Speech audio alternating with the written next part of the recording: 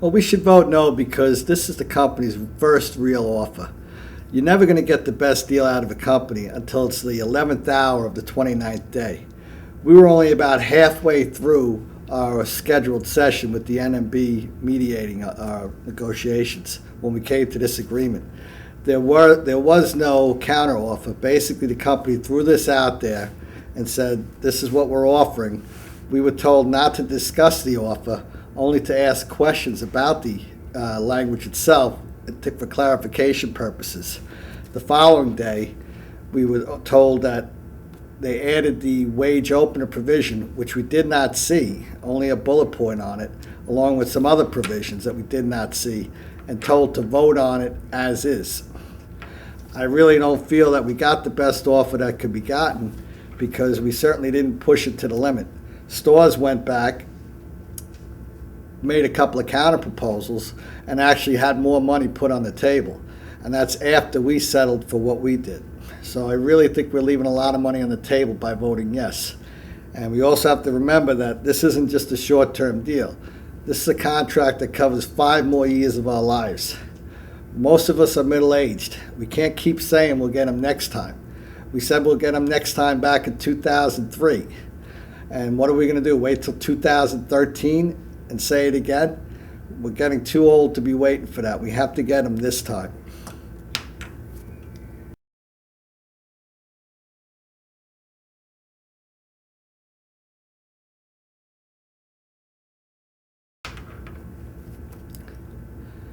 Very little negotiations was accomplished between the committee and the company on a face-to-face manner.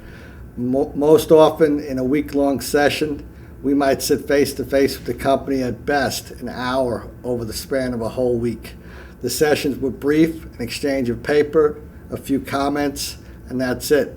The only people that were allowed to discuss or make any comments during our meetings was Don Vidadich from the International and Jim Wheel from American Airlines. The rest of the committee did not engage in debate with the company, nor did we make offers, nor did we even discuss the merits of the offers.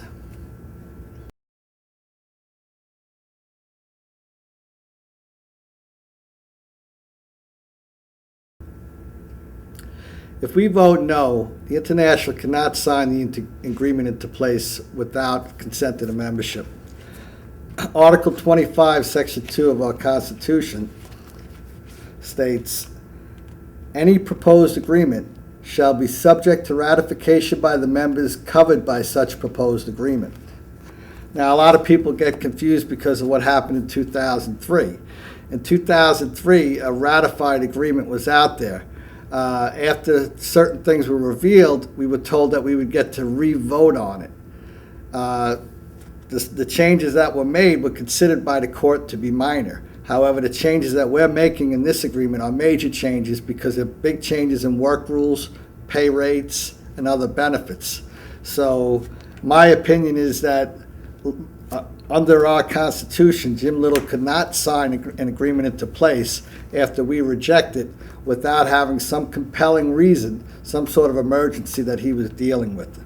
And we don't really have that right now. Matter of fact, Americans' position has improved dramatically recently. Their debt load is way down. They're investing a lot of money. And this last quarter, they're even showing a profit.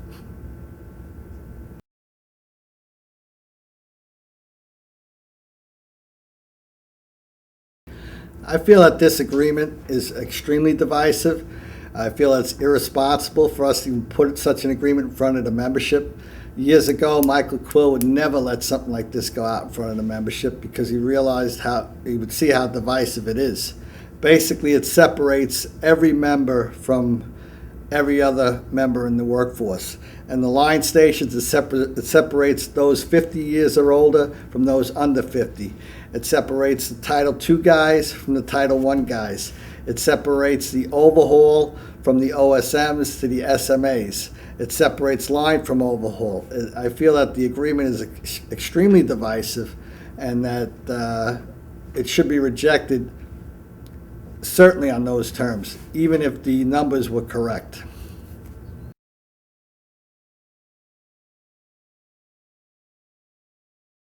Well, we had a lot of support from Larry Pike from Local 567, Johnny Griffith from Local 567, J.R. Ruiz from Local 564, Dale Lance from Local 514, Brian McMahon from Local 510, and Vinny Argentina from 501. We're all very supportive and all were very much against bringing this TA back to our membership.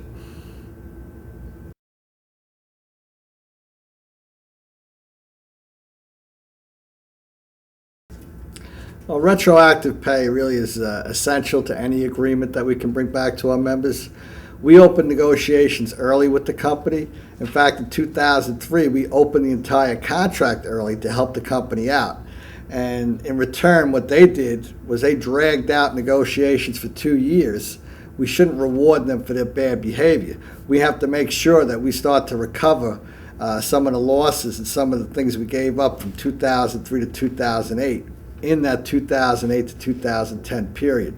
So to me, any tentative agreement that comes without retro would have to come with a no vote.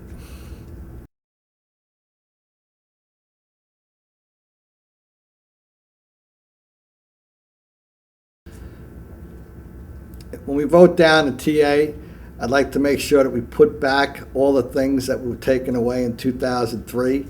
Most of these items leave us lagging the industry by a wide margin.